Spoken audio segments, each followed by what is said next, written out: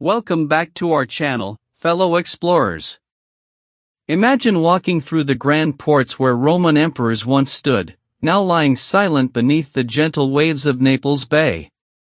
Just 15 feet below the surface lies an entire lost world: marble columns, ancient docks, and secrets that have waited centuries to be discovered. Tonight, we're diving into the sunken cities of the Mediterranean, where history sleeps beneath the sea. Hit that like button and subscribe for more incredible journeys into our forgotten past.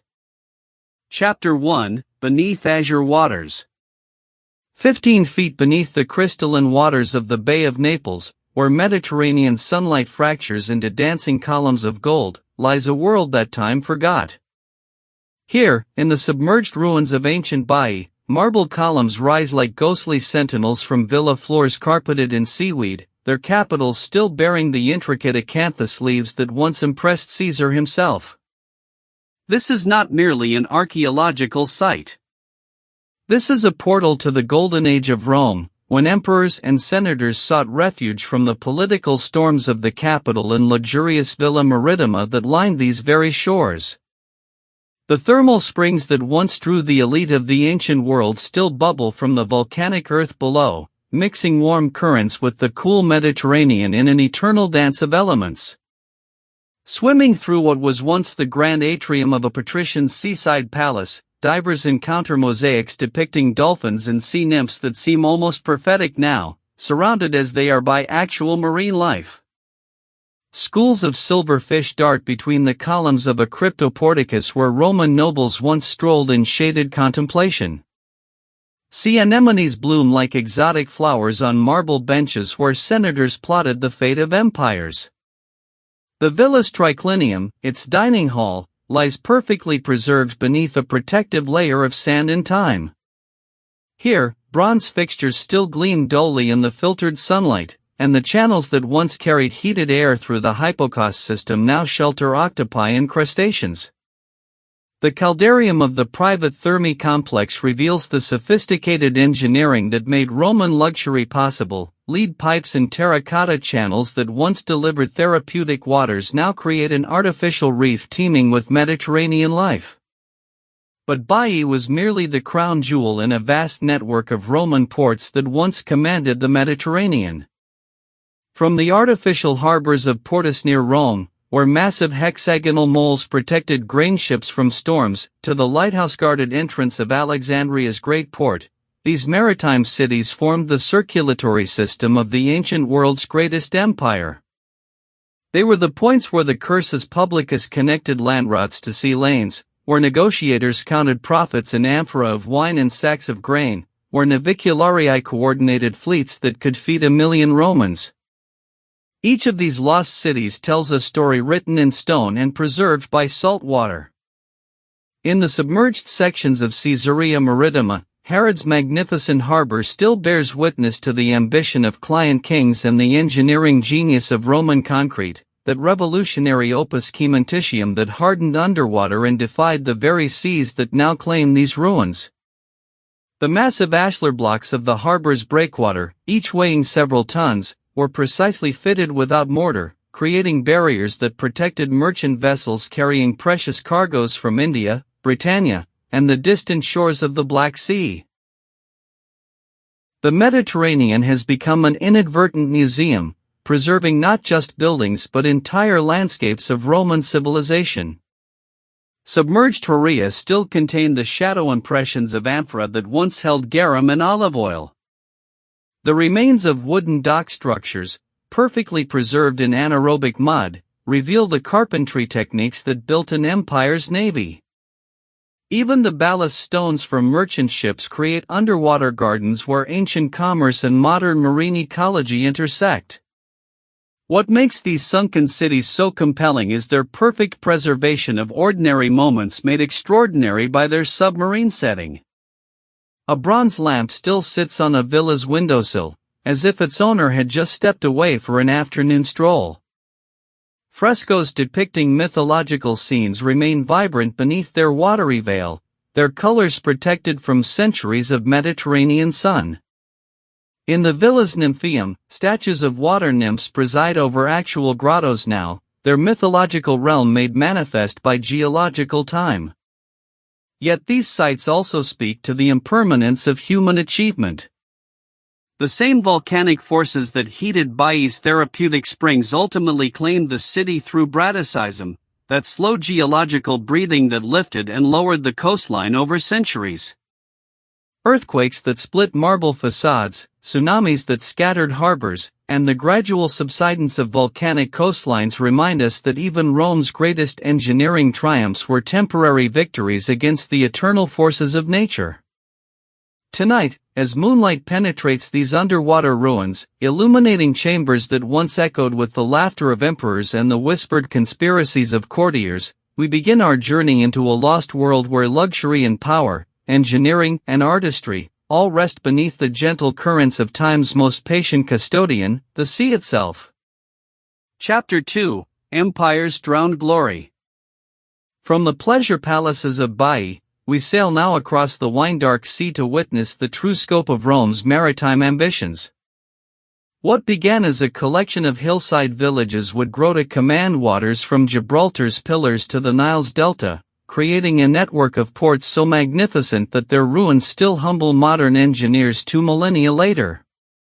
Alexandria's great harbor stretched like Neptune's own amphitheater along Egypt's coast, its famous Pharos lighthouse rising 400 feet above marble quays where ships from India unloaded cargoes of silk and spice. The harbor's eastern basin could shelter over 1,000 vessels simultaneously, protected by massive concrete moles that extended deep into the Mediterranean like the arms of some benevolent sea god embracing civilization itself.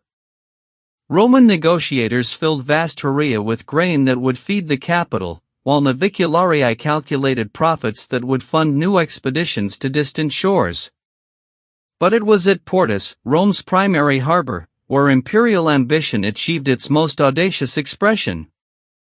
Emperor Claudius literally reshaped the coastline 6 miles north of Ostia, creating artificial islands and breakwaters that transformed a dangerous stretch of beach into the empire's busiest port. The engineering demanded staggering vision. Ships loaded with Egyptian obelisks were deliberately sunk to form foundations, while volcanic ash from distant Vesuvius was mixed with lime and seawater to create opus concrete that grew stronger underwater. Trajan later expanded Portus into a hexagonal basin whose geometric perfection reflected Roman confidence in imposing order upon chaos. The harbor's carefully calculated proportions accommodated the largest grain ships while protecting smaller vessels in dedicated basins connected by channels wide enough for naval triremes. Towering horia lined the waterfront like ancient skyscrapers, their multiple stories capable of storing enough grain to feed Rome for months. The sound of commerce never ceased, creaking ropes, shouting stevedores, the rhythmic splash of oars as harbor pilots guided massive ships through narrow channels toward their designated berths.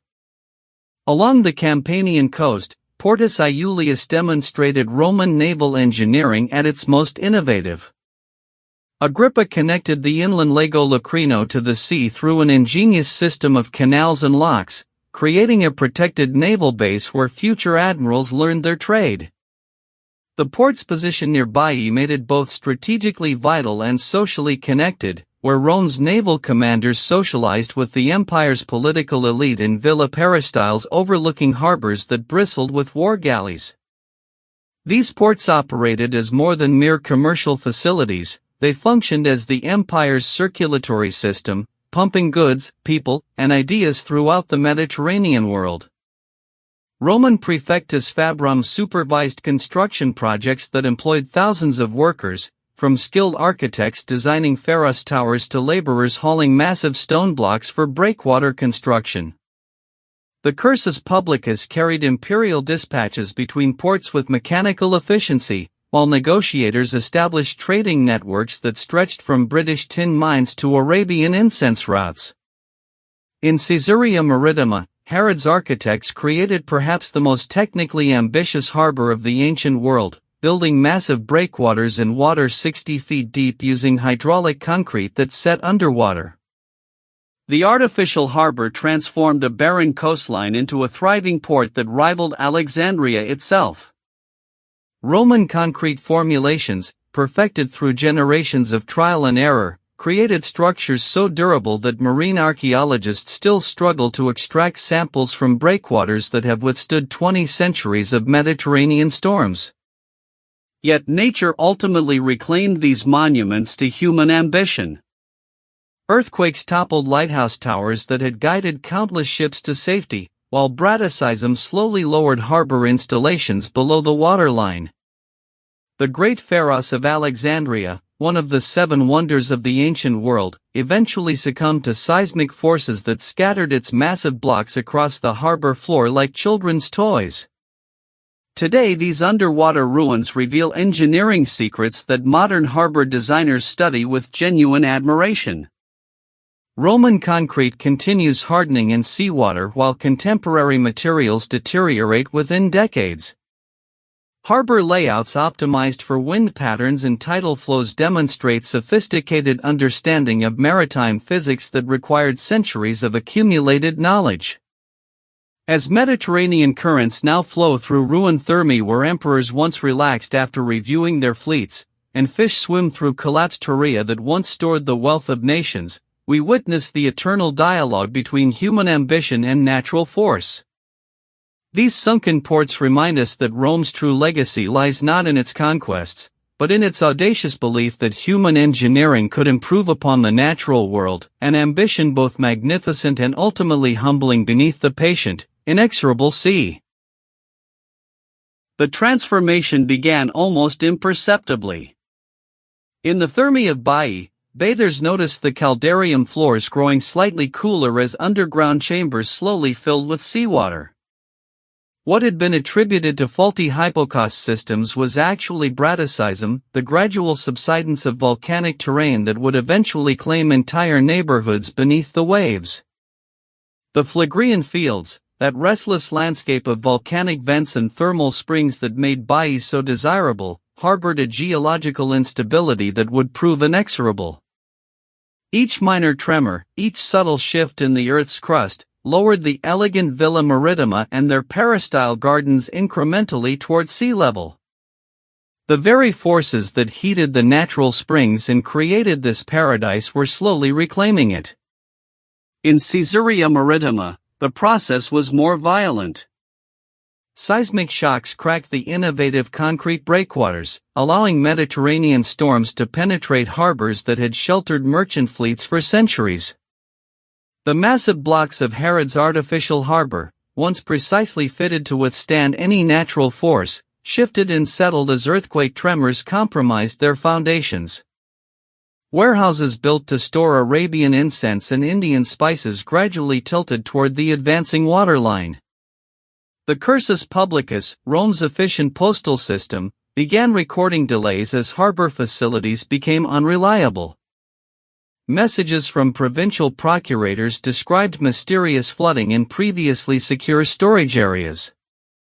Negotiators complained of cargo losses as wooden piers, their supporting pillars undermined by seismic activity, collapsed during routine loading operations.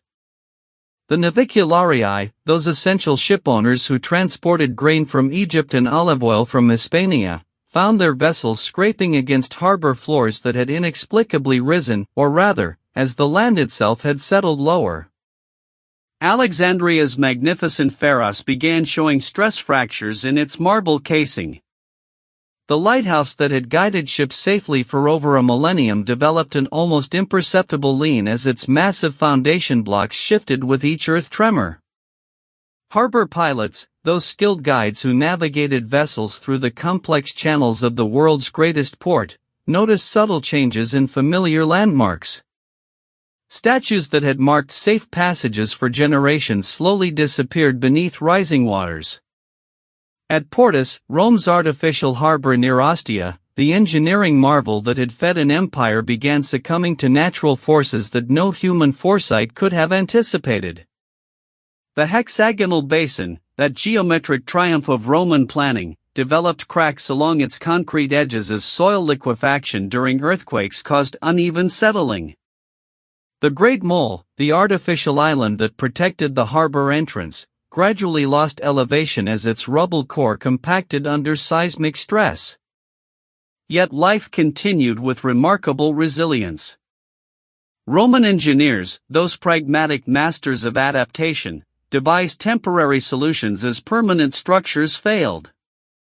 Wooden platforms extended piers over submerged stone foundations. New drainage systems attempted to counter the encroaching waters. Harbor depths were resurveyed and marked as familiar channels became impassable shallows. The wealthy residents of waterfront villas initially treated the changes as minor inconveniences. Triclinium dining rooms were relocated to upper floors as ground-level spaces flooded during high tides. Elaborate nymphea, those decorative fountain complexes, were abandoned as their water features merged indistinguishably with the advancing sea. Slaves worked constantly with bronze pumps, fighting the inevitable infiltration of seawater through villa foundations. Archaeological evidence reveals the gradual adaptation and eventual abandonment of these sites. Coin hoards discovered beneath collapsed structures suggest residents initially expected to return after temporary relocations. Personal belongings found scattered through waterlogged rooms indicate hurried departures as familiar spaces became uninhabitable. The detritus of daily life, bronze oil lamps, ceramic amphorae, marble gaming pieces, tells stories of interrupted routines and abandoned hopes. The sea advanced with patient persistence. Ambulatio walkways that had connected harbor facilities became submerged causeways, then disappeared entirely beneath Mediterranean currents. The cryptoporticus passages that had provided covered access between buildings filled gradually with sand and silt, their vaulted ceilings becoming artificial reefs. Exedra, those semicircular meeting spaces where merchants had negotiated contracts worth fortunes, hosted their final conversations as waters lapped against marble benches. In this slow surrender to geological inevitability, we witness not dramatic catastrophe but the measured reclamation of human ambition by natural process. The sea that had brought Rome its wealth ultimately claimed the very infrastructure that had channeled that prosperity. These submerged ruins now rest in eternal stillness, their former vitality replaced by the gentle rhythm of tides flowing through spaces once alive with human enterprise. Now, in the perpetual twilight beneath Mediterranean waters, these drowned cities exist in a state of suspended animation. Time moves differently here, measured not in the frantic pace of ancient commerce but in the slow accumulation of marine growth across marble surfaces. What earthquakes and Braticism began, the sea has completed with infinite gentleness, transforming ruins into sanctuaries where past and present merge in crystalline silence. Schools of silver fish drift through the remains of a triclinium where emperors once dined, their movements creating living constellations against mosaics that still gleam beneath layers of sediment. The delicate dance of these creatures among fallen columns speaks to time's strange alchemy, how spaces once echoing with human voices now pulse with different rhythms of life. Ancient dining couches, carved from precious marbles and positioned to capture sea breezes, now provide shelter for octopi whose tentacles explore geometric patterns laid down by craftsmen 2 millennia ago. In the submerged caldarium of Baiae's legendary Thermae, where Roman nobility once soaked in heated pools while negotiating affairs of state, sea anemones bloom like underwater flowers across the curved walls. Their soft tendrils sway in currents that follow the same patterns once traced by steam from hot springs.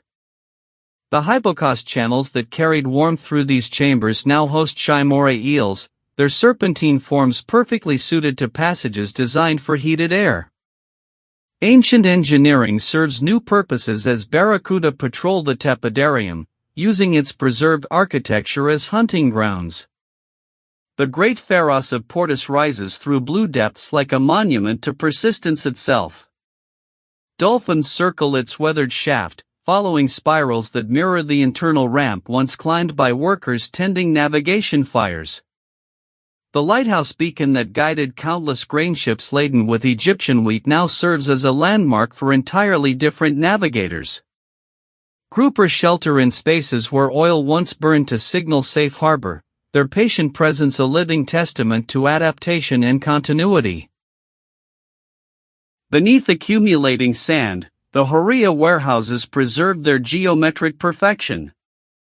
These vast storage halls, built to sustain an empire's appetite, now contain only water and the occasional curious crab exploring doorways that once admitted streams of negotiators and their precious cargo.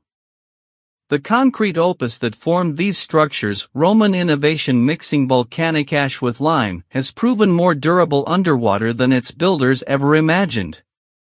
Their formula for permanence succeeded beyond their wildest dreams, creating artificial reefs that teem with Mediterranean life. Through the atrium of a procurator's villa, rays of sunlight filter down like golden threads, illuminating the impluvium where rainwater once collected for household use.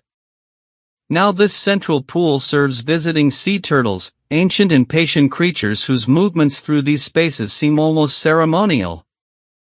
The peristyle gardens, where Roman families once walked among carefully cultivated herbs and flowers, have become kelp forests swaying in submarine breezes. Nature has not destroyed these spaces but transformed them into something equally magnificent yet utterly different. In the Nymphaeum fountains of Baiae, where engineered springs once celebrated water's life-giving properties through elaborate displays, seahorses now drift among carved figures of river gods and ocean deities. The irony feels intentional. These shrines to water's power fulfilled their destiny by surrendering completely to their element. Sculptured faces, worn smooth by centuries of current, seem to smile knowingly at this ultimate triumph of their divine subjects. The insulae, those multi-story apartment buildings where ordinary Romans lived their daily lives, stand like hollow monuments to human habitation. Each floor tells stories through its preserved layout: small rooms where families shared meals, workshops where artisans crafted goods for Mediterranean markets, courtyards where children played games whose rules we can only imagine. Sea fans now grow from window openings, creating delicate curtains that flutter with each tide's rhythm. These organic decorations seem almost purposeful, as if the sea has become the building's new resident, carefully tending spaces once maintained by human hands. Here, in these drowned museums, we find not endings but transformations. The Mediterranean has not conquered these Roman achievements but adopted them, integrating 2 millennia of human ambition into its eternal rhythms. Fish swim through spaces where senators debated, coral grows where marble gleamed, and tides flow where wagon wheels once carried the empire's wealth. In this underwater realm, the boundaries between past and present dissolve like salt in seawater. These sunken cities offer their gift of perspective, showing us that permanence and change can coexist, that human ambition and natural process need not remain forever at odds. In their flooded chambers, time moves like a gentle current, carrying all things toward inevitable transformation while preserving their essential beauty in depths where only dreams and memory can follow.